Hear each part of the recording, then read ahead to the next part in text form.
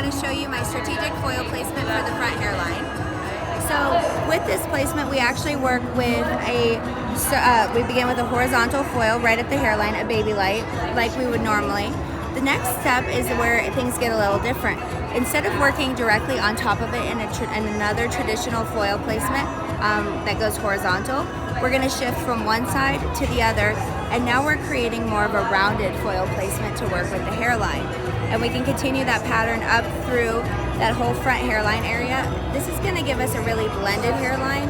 It's also going to ensure that we don't miss those corners, those recessions that sometimes in a horizontal placement, and then we work diagonally up here, they can get left behind. So this covers that ground. And then next what we're going to do is work through the interior here on this side section of the hair. And it's really easy to pack a lot of foils in there. Typically, we take a mohawk section, bring it straight back, and we pack foil after foil through here.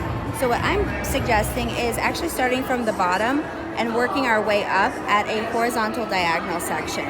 And you can see where that hair falls. It falls differently than the front hairline, and it falls differently than the hair behind. So that's why we're going to isolate it and address it by itself. So what we do with that, and I'll demo 2 of the foils so you can see how the triangles actually oppose each other. So we're going to take our first triangle section. It sits right there. It's a horizontal diagonal section.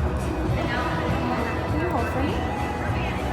And then we're going to take our weave right off of that. I'm just going to clean it up just a little bit. There we go.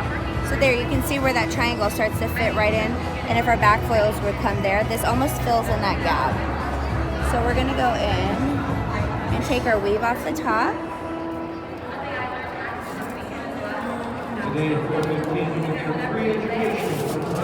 Take our foil.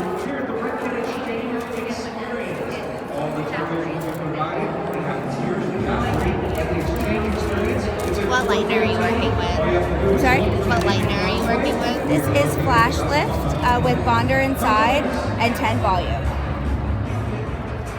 And we're going to go in. And I do a little fold about 3/4 of the way up. I'm going to give another fold all the way up. And then I give a light fold and just press the corners. I don't press that bottom where the product is. Take the lip I left, give it a little adjustment, and then we have a nice low profile foil that hugs the round of the head, which is what we really want.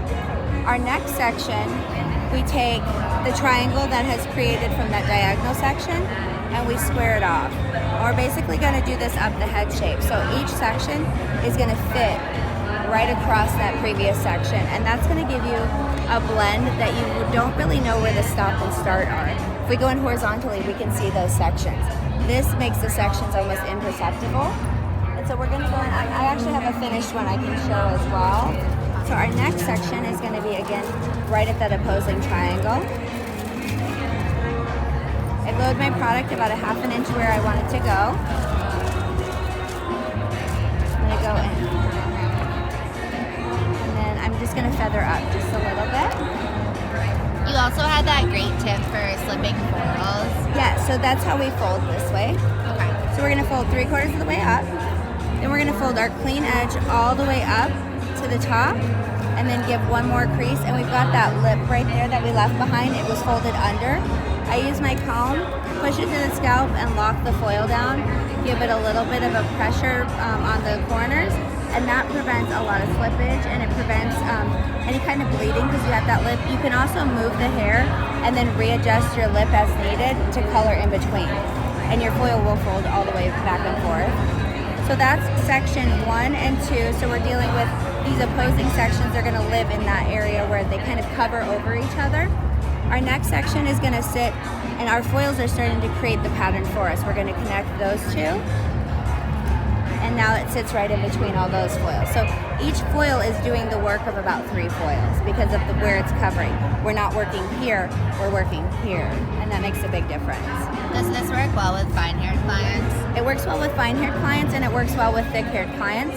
You would just adjust the size and the amount of your sectioning really based off of thickness. So with thicker density, what you would do is create more sections, not larger sections. So you wouldn't take a bigger weave, you would want to just create more repetition. So finer hair on this, we would maybe take less and then address the hair in between.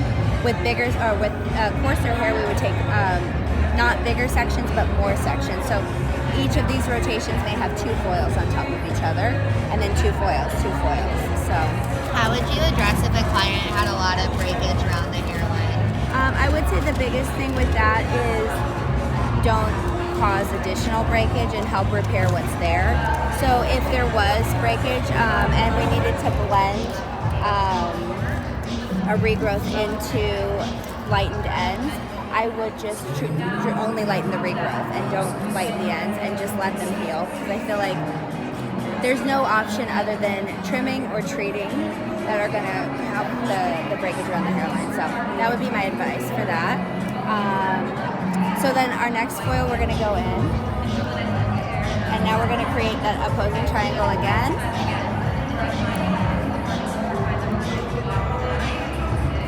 Do you just do the triangles and then do the underneath? I do the underneath, yeah. So this is more kind of a placement that is really applicable to the whole head. So in the back section, what I would do is actually do the same exact thing, except shift it a little wider to the width of the back of the head, and then add 1 horizontal foil right in the middle. So for instance, with this one, where I have my 2 opposing, if I was going across the back of the head, I would go in with a horizontal placement that would let me go wider with these 2, if that makes sense, because then they're going to be sitting more like that. And then the horizontal will fill that in. Where on the side of the head, they sit a little closer, so I don't have to do that horizontal one. Does that make sense? So these are like, the 2 are performing as 1. In the back, it's the 3 that are performing as 1. And so it gives you that really great spread of hair. Less foils, less time. Exactly. And it kind of forces us to leave more hair behind than we normally would, which is good. It can create some depth and dimension there.